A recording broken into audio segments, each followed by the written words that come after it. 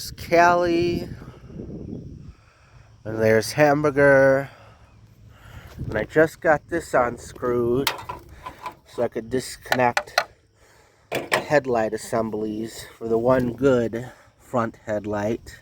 But yeah, I'm getting there. There you go, I got it disconnected. Yeah. So I wanted to go over some things with you guys and maybe tell you a little bit more about this car. So it's going to need a new coolant reservoir. It was very brittle and fell apart, and as well as this reservoir. I believe the transmission fluid goes in there. I'm not sure. I could be wrong.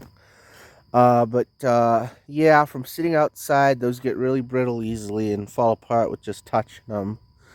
Or break with just touching them. So this sat in a guy's yard for about 17 years, 16 going on 17 years. And people came into that yard, family members or random people, and they would take parts off of this. It wasn't a pick and pull yard. This was a guy's private property. He was a tow truck driver for the city, and they would call him and say, hey, come pick up this car.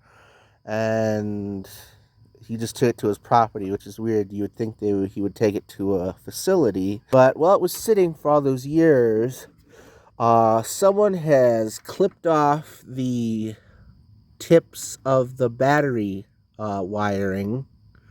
So I'll have to replace that on both the black and the red terminals. It's cut off too. And I'm thinking, because I looked up the Carfax and it said, and I really thought about it, and it said this was moderate damage. Moderate, small to moderate damage. It was in the middle. And I look at this and I think, that's not moderate damage. But if you look over at the hood, the hood's damage is not as bad as that. So what I'm thinking is it was moderate damage at one point when it was towed originally to this guy's property. And when these people would take parts off the cars and whatnot and stuff, they didn't care. They would back their vehicles into it and stuff. And, you know, because I know the guy that's helping the old guy sell all his stuff told me that people come in there.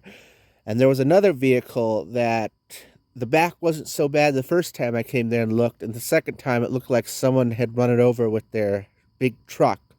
So that's probably what happened. They couldn't get out, so they just backed up this car. And the first time I saw it, it was not so bad. But the second time I saw it, it had been pushed into a tree. But luckily it didn't do any damage to the rear. But yeah, there's that.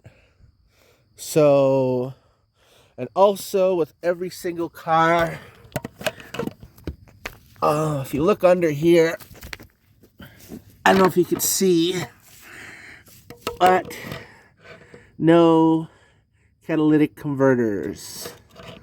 So like every car there has them taken off. Blah. Epic Blue Rat has had his taken in Chicago. My aunt has hers also taken. It's an epidemic. I mean, instead of getting a job, this is what people do. But yeah, every single car in that property, and there was hundreds of them from the 40s, 1940s, all the way until the 2000s. And not a single one of them had their converters on it. So, yeah. Another thing, here's another thing you'll notice is that the front passenger door is gone. Because like I said, people would come in and strip parts off of it. Like I said, it's not a pick and pull yard. It was someone's private property. And steering wheel, steering column gone too. So it's going to be a process, but, you know, I'm willing.